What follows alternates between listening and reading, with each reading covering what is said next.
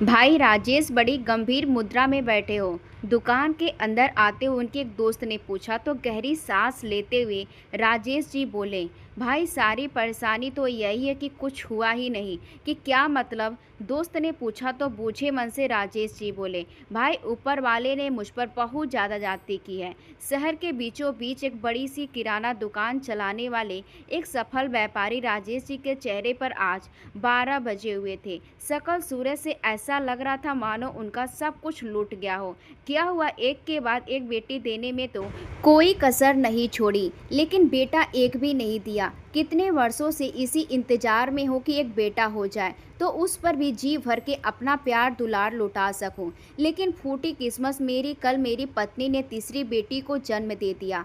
हर बार बेटा की चाहत रखता हूं, लेकिन फिर से बेटी ही धमक पड़ती है। अरे यार, तू भी किस जमाने में जी रहा है? आजकल बेटा और बेटी में कोई फर्क नहीं है, और वैसे भी भगवान ने जो दे दिया उसी में खुश रहना चाहिए। लेकिन राजेश जी अपने दोस्त की बातों से सहमत नहीं थे। बेटे की चाहत के पक्ष में उनके पास बहुत ही दलीलें थीं। थोड़ी देर बातचीत करके राजेश जी का मित्र तो वहां से चला गया, लेकिन उनके समझाने के बावजूद उनके चेहरे पर छाए हुए मायूसी और निराशा के बादल बस दूर कायम थे। रात को अपने घर वापस लौटे तो उनकी पत्नी ने नवजात बच्ची को उठाया हुआ था, जिसे देखते उनके क्रोध की सीमा ही ना रही और जोर जोर से चिल्लाना शुरू कर दिया। ना जाने ये औरत है या बेटियां पैदा करने वाली मशीन। एक बेटा नहीं दिया जाता तुझसे, यह पड़ोस वाले मिश्रा जी 10 दिन पहले उनका बेटा पैदा हुआ है तो उन्होंने मोहल्ले भर ढोल बजवा रहे कहकर कि अगर आज के लोग जाने नहीं कि घर में बेटा हुआ है तो खुशी कैसी, और यहाँ हमारे घर में मातम पसरा हुआ है केवल तुम जैसी मनहूस औरत की वजह से। कहते कहते वह मार पीट पर उतर आई। लेकिन उनकी पत्नी रमा बेचारी कहती भी तो क्या, यह सब उनके बस में तो नहीं था। कोई कसूर ना होते हुए उसे हर बार कसूरवार बना दिया जाता था, और वही बेटियां राजेश जी को अपनी कट्टर दुश्मन लगती थी। सारा दिन उनके पिता उन्हें डांटते फटकारते रहते और आते जाते 2-4 चपत तो उन्हें लगा ही देते थे। एक और राजेश जी के सब्र का बांध टूट पड़ा, धरा आसी हो रहा था तो वहीं दूसरी ओर राजेश जी की मां और रिश्तेदारों ने भी उनके दिल में यही बात बैठा दी कि परिवार का नाम तो बेटे से ही होता है। अगर हमारे कुल में बेटा पैदा नहीं हुआ तो हमारा वंश यहीं खत्म हो जाएगा। इस बात पर रमा ने अपने पति को लाख समझाने की कोशिश की कि लड़के लड़कियों में कोई फर्क नहीं है। अगर लड़कियों को भी अच्छी शिक्षा दी जाए तो वह भी कुल का नाम रोशन कर सकती हैं। लेकिन वह बोला, बेटियों की तुलना बेटों से कभी नहीं की जा सकती। बेटियां तो आखिर अपने ससुराल जाकर चूल्हा चौका ही संभालना है, इसलिए बेटियों की पढ़ाई पर पैसा खर्च करना बेवकूफ़ी है, जबकि बेटे खानदान को आगे बढ़ाते हैं, बुढ़ापे में भी साथ निभाते हैं।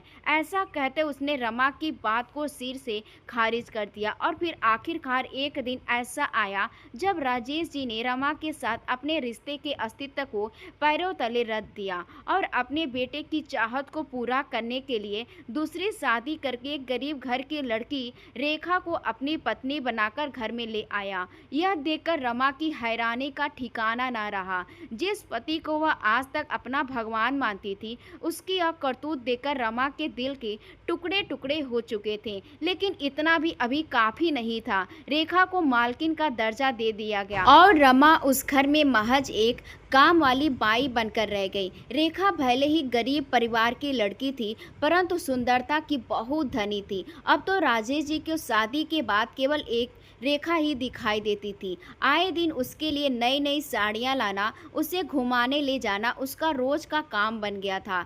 अपनी पहली पत्नी और बेटियों को तो वह जैसे भूल चुका था, और वही अपनी सौतन के इशारों पर नाचना ही रमा की किस्मत बनकर रह गया था। फिर एक दिन रेखा गर्भवती हो गई। अब तो राजेश जी की मां ने रमा को उसके पास जाने से भी मना कर दिया, यह कहकर कि उसका मनहूस साया उसकी प्यारी बहू रेखा पर नहीं जानी पड़े। अच्छा है, इस बात से रमा के दिल को बहुत ठेस पहुंची और उसके आंखों से आंसू के 2 बूंद ढलक कर उसके गालों तक आ गई। तभी रमा की बड़ी बेटी बोली, क्यों दादी, आप हमेशा हमारी माँ को मनहूस क्यों कहती हैं? वो मनहूस नहीं, वो बहुत अच्छी हैं। बेटी की यह बात राजेश जी के कानों में पड़ गई और उसने तुरंत आकर अपनी बेटी को जोरदार तमाचे जड़ दिए। यह दृश्य देखकर तो रमा को अपने दिल पर बच्चे जलने जैसा एहसास था। वह दौड़कर अपनी बच्ची का बचाव करने लगी तो उसका पति बोला, एक बात कान खोलकर सुन लो, इस घर में रहना है तो वैसा ही करना होगा जैसा माँ कहती है, नहीं तो निकल जाओ इस घर से अपनी मनहूस सूरत लेकर। कोई ज़रूरत नहीं है तुम लोगों के यहाँ पर हर रोज़ अपमान के घूंट पीते पीते। रमा भी थक चुकी थी, उसकी सहन शक्ति अब समाप्त हो चुकी थी। अपने आत्मसम्मान की रक्षा के लिए आज उसने उस घर की दहलीज से बाहर कदम रखने का फैसला ले लिया और अपनी बेटियों को लेकर वहां से तुरंत निकल गए। किसी ने उसे रोकने की जहमत भी नहीं उठाई, बल्कि वे लोग तो उससे और उनकी 3 बेटियों से छुटकारा पाना चाहते थे। पति के घर से निकलने के बाद रमा अपनी बच्चियों को लेकर अपने मायके चली गई। उसके मायके में केवल उसकी बूढ़ी माँ ही थी। रमा अपने माता पिता की इकलौती संतान थी और कुछ समय पहले उसके पिता स्वर्गवास सिधार गए। जीवन यापन के लिए उसकी माँ ने अपने घर का एक हिस्सा किराए पर दिया हुआ था। रमा पढ़ी लिखी तो अधिक नहीं थी, परंतु सिलाई कढ़ाई का हुनर जानती थी, इसलिए अपनी बच्चियों का पालन पोषण करने के लिए उसने घर पर रहते हुए सिलाई कढ़ाई का काम करना शुरू किया और साथ ही आसपास के लड़कियों को सिलाई कढ़ाई सिखाने भी लगी। उसने ठान लिया था कि वह अपनी बेटियों को अच्छी शिक्षा देकर उन्हें उनके पैरों पर खड़ा करेगी। रमा उधर के घर से निकलने के बाद ही राजेश जी के दुकान का काम होने लगा, परंतु बैंक का अच्छा खासा पैसा था जिसके बलबूते घर का खर्चा ज्यों का त्यों चलता रहा। धीरे धीरे यूं ही दिन बीतने लगा। अब राजेश जी और उसकी माँ दिन रात भगवान से बेटे के लिए प्रार्थना करते। राजेश की माँ अपनी पहचान के किसी पंडित को बुलाकर ले आई और उनके कहने पर तरह तरह के पूजा पाठ अनुष्ठान और ना जाने कितने ही तरह के व्रत अपनी बहू रेखा से करवाई और आखिर वह दिन आ ही गया जिसका उन लोगों को बेसब्र से इंतजार था। इस बार राजेश को पुत्र धन की प्राप्ति हो गई। आखिरकार हमारे खानदान का कुल दीपक आ ही गया जो हमारा घर रोशन करेगा। ऐसा कहते हुए राजेश की माँ खुशी से फूले नहीं समा रही थी। उधर बेटे के पैदा होने के छठे दिन एक बहुत भव्य कार्यक्रम का आयोजन करने का निर्णय लिया गया। हालांकि धूमधाम से कार्यक्रम करने के लिए राजेश के पास अब पैसे नहीं बचे थे, लेकिन फिर भी बेटे की खुशी मनाने के लिए उसने कर्ज लेकर जात बिरादरी पड़ोसी और रिश्तेदारों को शानदार पार्टी दी, ढोल बजवाई।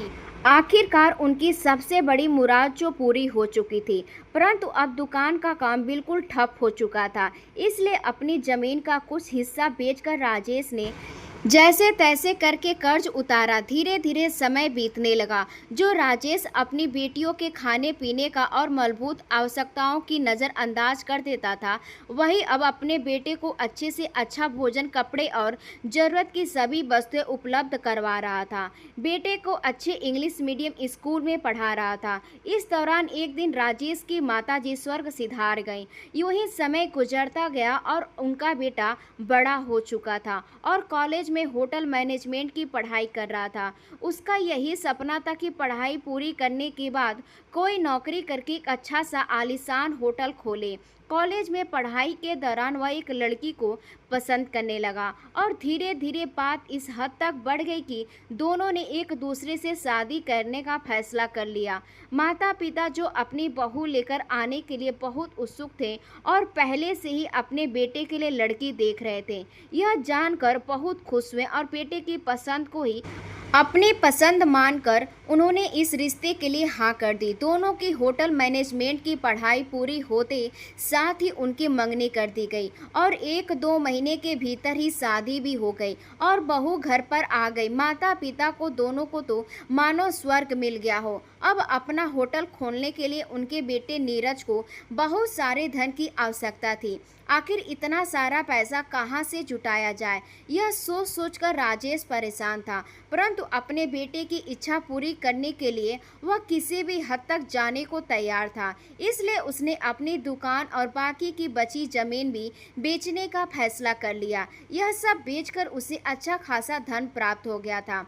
अब माता पिता अपने और अपने बेटे के भविष्य के सुनहरे सपने संजोने लगे और जल्दी ही होटल बनाने का काम शुरू हो गया। लेकिन होटल बनाने के काम में पैसा बहुत तेजी से खर्च होने लगा और बिल्डिंग खड़ी करने में ही उनका सारा धन समाप्त हो गया। तो बेटे बहू ने कहा कि इतना बड़ा होटल होते हुए हमें घर की क्या ज़रूरत है, वहीं पर ही अपने रहने का भी इंतजाम कर लेंगे और मकान बेचकर बाकी के पैसे की ज़रूरत भी पूरी हो जाएगी। हालांकि राजेश और उसकी पत्नी का अपना मकान बेचने का बिल्कुल भी दिल नहीं था, परंतु बेटे बहू द्वारा समझाए जाने पर वे अपना मकान भी बेचने को तैयार हो गए, यह सोचकर कि आखिर सब कुछ तो बेटे का ही है, हमारे बाद भी इन सब का मालिक बेटा ही तो होगा।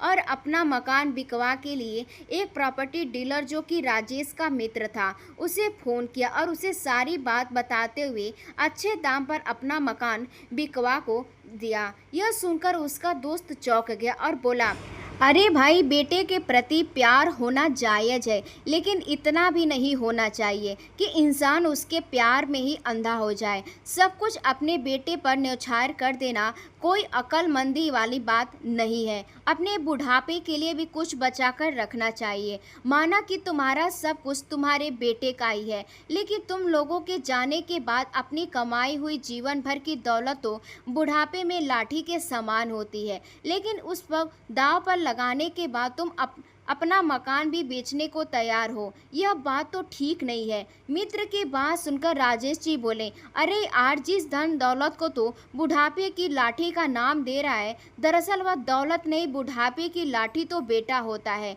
और मेरा बेटा बहुत लायक है। तुम देखना, एक दिन मेरा बेटा आसमान की ऊंचाइयों को छुएगा और हम दोनों की बुढ़ापे में खूब सेवा करेगा। फिर मित्र ने कहा, लेकिन राजेश, वह मकान तो तेरे माता पिता की निशानी है, एक बार बेचने से पहले विचार जरूर करना। अरे विचार क्या करना, सब कुछ उसी का तो है, राजेश ने कहा। तो मित्र ने चिंता जताई, और अपना मकान बेचकर तुम रहोगे कहाँ, यह सोचा है। अरे मेरे जीवन भर की पूंजी से इतना बड़ा होटल खड़ा कर रहा है, मेरा बेटा तो क्या हमारे रहने की व्यवस्था नहीं करेगा। कहता है आप लोग के रहने की व्यवस्था बड़े से आलीशान कमरे में करवा दूंगा। ऐसा कहते हुए राजेश जी हंसने लगे और बोले, बहुत भाग्यशाली हैं हम लोग जो हमें नीरज जैसा बेटा मिला। इतना समझाने के बाद भी जब राजेश जी नहीं माने तो उनके मित्र ने कहा, तो मेरा खास दोस्त है, इसलिए तुझे समझा रहा हूँ, बाकी जैसे तुझे ठीक लगे। ऐसा कहकर उनके मित्र ने फ़ोन रख दिया। कुछ समय बाद राजेश जी का मकान भी बिक गया और बाकी के थोड़े बहुत खर्च पूरे करने के लिए उनकी पत्नी ने गहने भी बिक गए। होटल बनकर तैयार हो गया और शुभ मुहूर्त देकर होटल का उद्घाटन भी कर दिया गया और माता पिता दोनों अपने बेटे बहू के साथ हमेशा के लिए उस होटल में रहने आ गए। अपना सारा कुछ लुटाकर भी बेटे के प्रेम में पड़े राजेश और रेखा अपने बेटे की कामयाबी के लिए बहुत खुश थे। होटल में कुल मिलाकर 11 कमरे थे, जिनमें से एक कमरा नीरज ने अपने माता पिता को रहने के लिए दे दिया, जबकि एक बड़ा ही आलीशान कमरा उसने अपने और अपनी पत्नी के लिए अलग से बनवाया था, जिसमें सुख सुविधा की हर वस्तु उपलब्ध थी। नीरज और उसकी पत्नी काउंटर पर बैठने लगे, जबकि अपने पिता राजेश जी को नीरज ने वेटर्स पर नज़र बनाए रखने और कामकाजी को सुव्यवस्थित तरीके से चलाने की जिम्मेदारी दी। सुबह सुबह सब्जी मंडी जाकर सब्जियां खरीदनी और मार्केट से रसोई का राशन लाने की जिम्मेदारी भी राजेश को ही दे दी गई। लेकिन अब एक परेशानी यह खड़ी हो गई कि खाना बनाने के लिए कोई बढ़िया सा शेफ नहीं मिल रहा था, और यदि कोई शेफ मिला मिला भी तो उसने इतनी तनख्वाह मांगी कि सुनकर नीरज और उसकी पत्नी के होश भी उड़ गए। आखिरकार मन महसूस कर वे लोग एक सेब को ज़्यादा तनख्वाह देने के लिए राजी हो गए और उसे नौकरी पर रख लिया। सब कुछ सुव्यवस्थित तरीके से चलने लगा। कभी कभार सेब छुट्टी पर होता तो रेखा जी सारी रसोई संभाल लेती। इधर नीरज और उसकी पत्नी यह देखकर हैरान थी कि जिस दिन खाना और उसकी माँ बनाती तो लोग उंगलियां चाट चाट कर खाते और खाने की खूब तारीफ करते। यह देखकर बहू के मन में खुरापाती आइडिया आया। यह रसोई में गई और सेब को खाना ठीक से ना बनाने पर डांटने लगी और कहा सुनी होने पर उसे काम से निकाल दिया जाएगा। लेकिन अब यह नीरज यह सोचकर परेशान हो गया कि सेब का इंतजाम कहाँ से किया जाए। फिर उसकी पत्नी बोली, सुनिए जी, आपकी माँ दिन भर बैठे बैठे क्या करती है? जब तक कोई अच्छा सेब नहीं मिलता तो क्यों ना माँ जी से अच्छा खाना बनवा लिया जाए। खाना तो वो बहुत अच्छा बनाती हैं और वैसे भी सेब को उसके मुंह मांगे तनख्वाह देंगे तो हमारे खाने के लाले पड़ जाएंगे। जबकि माँ जी से खाना बनवाएंगे तो उनकी मदद करवाने के लिए एक हेल्पर रख लेंगे। हेल्पर तो कम तनख्वाह में भी मिल जाएगा। बात तो तुम सही कह रही हो, मैं माँ जी से बात करता हूँ। ऐसा कहकर नीरज अपनी माँ के पास गया और उदासी भरे स्वर में बोला, माँ एक बहुत बड़ी परेशानी खड़ी हो गई है। क्या हुआ बेटा, क्या परेशानी है? रेखा ने कहा तो नीरज बोला, माँ दरअसल बात यह है कि होटल में खाना बनाने के लिए कोई अच्छा बावर्ची नहीं मिल रहा। अब मैं अपने ग्राहकों को क्या खिलाऊंगा? तभी उसकी माँ बोली, इसमें क्या बड़ी बात है, जब तक कोई अच्छा बावर्ची नहीं मिलता तब तक मैं खाना बना देती हूँ।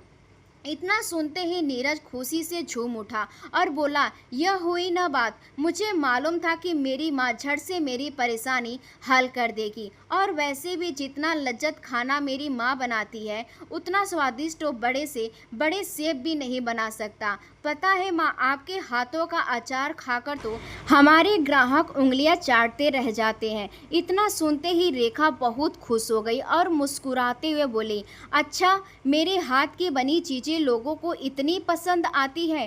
ठीक है बेटा, मैं सारा खाना बना दूंगी। आखिरकार होटल अपना अपना ही तो है। यह सारी बातें सुनकर राजेश जी बोले, और नहीं तो क्या, होटल हमारा है तो हमें काम करने में क्या नाराज हो सकती है। अब देखो, जब काम ज़्यादा होता है तो मैं भी वेटर वाले सारे काम कर लेता हूँ, इसमें क्या बुराई है। फिर रेखा बोली, बिल्कुल, हम तो बस यही चाहते हैं कि हमारे बच्चे खूब तरक्की करें। अच्छी बात है रेखा, ग्राहक आने लगे हैं, तुम रसोई का काम देखो, तब तक मैं ग्राहकों को देखता हूँ। ऐसा कहकर राजेश ही कमरे से बाहर चले गए।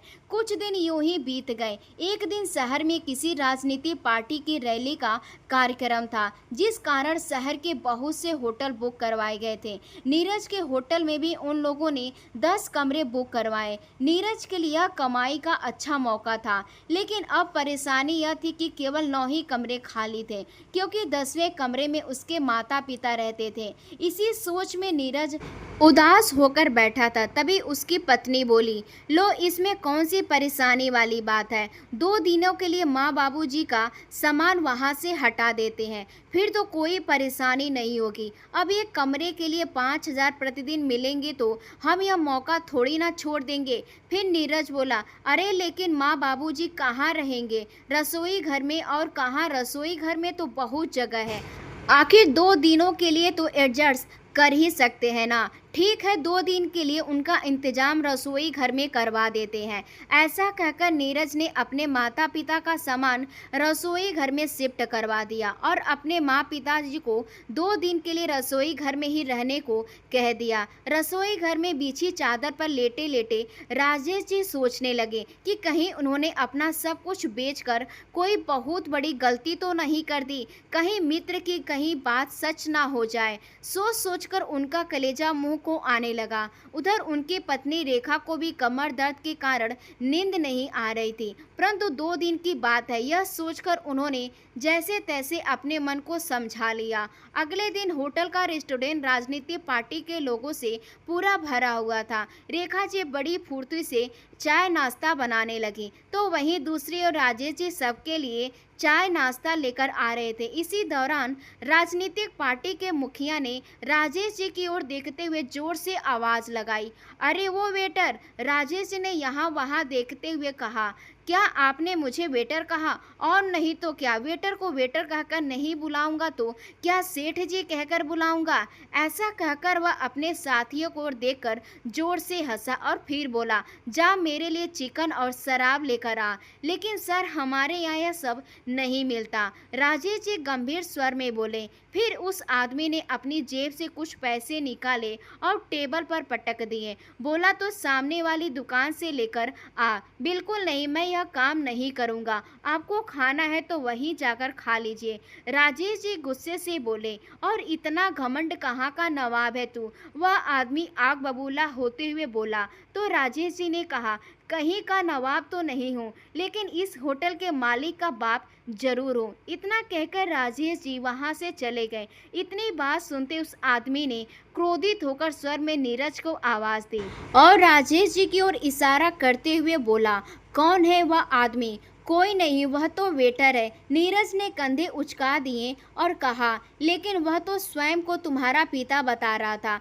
उस आदमी ने कहा तो नीरज बोला, अरे नहीं नहीं, वह मेरे पिता नहीं है। गांव में हमारे पुश्ते ने घर में नौकरी किया करता था। गरीब आदमी, ईमानदार था तो यहाँ भी नौकरी रख लिया। दुनिया में इसका कोई नहीं अपना है, इसलिए मुझे ही अपना बेटा कहता है। वैसे मेरा उससे कोई रिश्ता नहीं है। अच्छा, तो यह बात है, मेरे सामने जबान तो ऐसे लड़ा रहा था जैसे कोई बहुत बड़ा अफसर हो। अपने इस दो कौड़ी के नौकर को बोल दो कि मुझसे माफ़ी मांगे। अपने बेटे और उस आदमी के बीच हुई सारी बातें राजेश जी खड़े हुए सुन रहे थे। उनके दिल में अपमान की ज्वाला भड़क रही थी। तभी नीरज ने उन्हें इशारे से अपने पास बुलाया और बोला, देखिए, ग्राहक तो हमारे भगवान समान होते हैं। आपको कोई हक नहीं कि आप उनका अपमान करके जाएं। अब जल्दी से इनसे माफ़ी मांगे। अरे कमाल करते हो, तो मैं किस लिए उनसे माफ़ी मांगूं? गलती उसने की है, मैंने नहीं। मैंने केवल इतना ही कहा था कि हमारे यहाँ मीठ शराब नहीं मिलता, तो मेरे सामने पैसों के दोष मत दिखाओ। बोला कि मुझे बाहर से लाकर दो। बदतमीज इस आदमी ने की है तो माफ़ी मैं क्यों मांगूं? उसी समय नीरज अपने पिता पर बरस पड़ा। क्यों, आपको एक बार समझने में नहीं आती? जब मैंने कहा माफ़ी मांगो तो आपको माफ़ी मांगनी ही पड़ेगी। बेटे के कहने पर अपने आत्मसम्मान को ताक पर रखकर उन्होंने माफ़ी मांगी। फिर नीरज ने उन्हें बाहर से मीट और शराब लाने को कहा। अपमान के कड़वे घूंट पीते हुए चुपचाप मीट और शराब लेने चले गए। लेकिन मन ही मन बहुत से विचार चल रहे थे। आज उन्हें अपने मित्र की वह चेतावनी याद आ रही थी जो मकान बेचने से पहले उन्हें दे रही थी। आज उन्हें अपना घर बहुत याद आ रहा था। उधर रसोई घर में सबके लिए खाना बनाते रेखा जी बेहाल हो रही थी। आज उनका हेल्पर भी छुट्टी पर था। जब खड़े रहना उनके लिए असंभव हो गया तो खाना बनाना छोड़कर वह रसोई घर के कोने में बिछी चादर पर लेट गए। इधर सब लोग खाना खाने का इंतजार कर रहे थे। आखिर खाना अभी तक आया क्यों नहीं, यह देखने के लिए जैसे ही नीरज रसोई घर में गया तो अपनी माँ को वहाँ लेटे हुए पाया। यह देखते वह माँ पर भड़क गया। वह इतने लोग खाने का इंतजार कर रहे हैं और आप यहाँ आराम फरमा रही हैं। वो बेटा, गर्मी और धूप के कारण मेरा दम घुट रहा था, खांसी रुक नहीं रही थी, मुझसे खड़ा नहीं हुआ जा रहा था, इसलिए मैं थोड़ी देर लेट गई थी। लेकिन सारी सब्जियां मैंने तैयार कर रखी है, बस दाल को तड़का लगाना बाकी है। वह काम तुम बहू से करवा लो, मुझसे तो खड़ा भी नहीं हुआ जाएगा। ठीक है, चलिए मैं आपको डॉक्टर के पास ले चलता हूँ। ऐसा कहकर नीरज ने अपनी पत्नी का रसोई संभालने के लिए कहा तो वह भड़क गई। लेकिन कोई और रास्ता भी तो नहीं था, इसलिए जलते भूनते वह रसोई घर में चली गई। थोड़ी देर में नीरज अपनी माँ को लेकर डॉक्टर के पास पहुंचा तो डॉक्टर ने बताया कि फेफड़ों पर असर पड़ा है और कमजोरी भी बहुत है। समस्या और अधिक ना बढ़ जाए इसलिए कुछ दिनों के लिए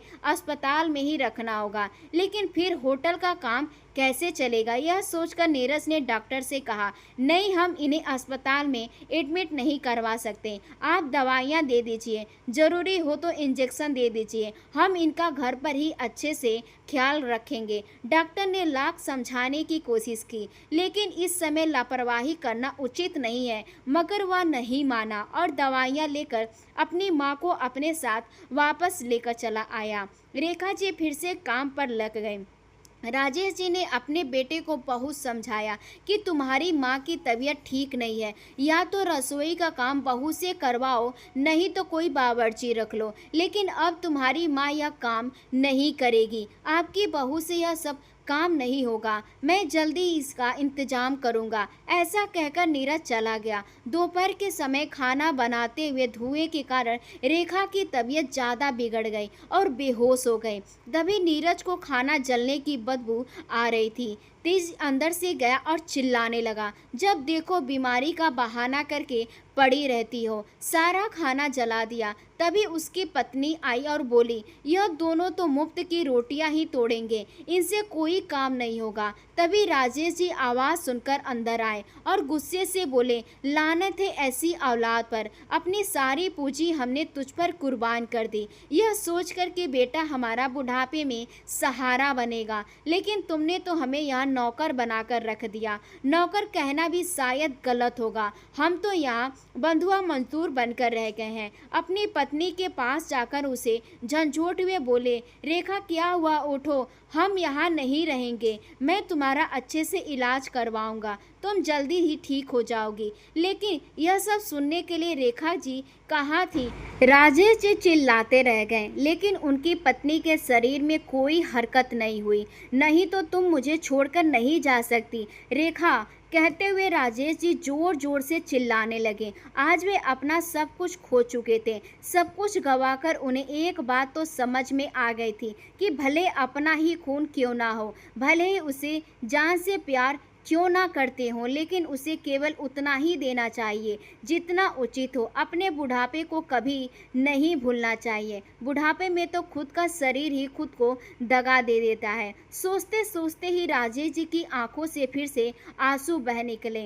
अंतिम संस्कार के समय जब बेटा चिता को अग्नि देने लगा तो राजेश जी जोर से चिल्ला पड़े, तुम यह हक खो चुके हो, तुम ही मेरी पत्नी के कातिल हो। ऐसा कहते हुए उन्होंने अपनी पत्नी का अंतिम संस्कार स्वयं किया। फिर रोते हुए बोले, चंद पैसों के लालच में आकर तुमने अपनी माँ को मार डाला, लेकिन मैं अपनी पत्नी को इंसाफ दिलाकर ही रहूँगा। मैं पुलिस स्टेशन जाऊँगा, जहाँ तेरी सारी करतूतों के बारे में बताऊँगा।